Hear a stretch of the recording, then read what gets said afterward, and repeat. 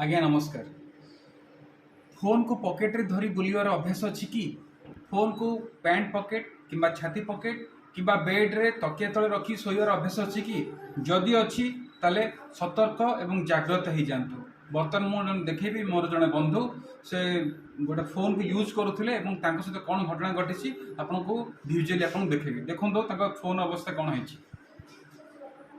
मो कैमरामैन को कहबी टिके दयाकोरी क्लोज रे से फोन को देखेबे टिके।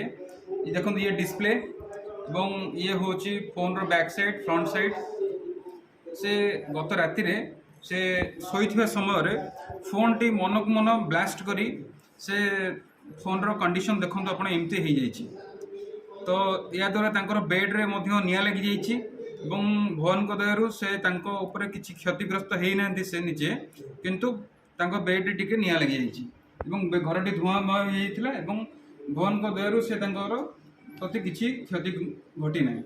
तो आपन को मु जाग्रत करने चाहूँगी जदि आपण फोन को निजर तकिया तले किंबा बेड तले किंबा निज छाती पॉकेट रे किंबा पेंट पॉकेट रे धरी बुलुचंती सचेतन हो जातु।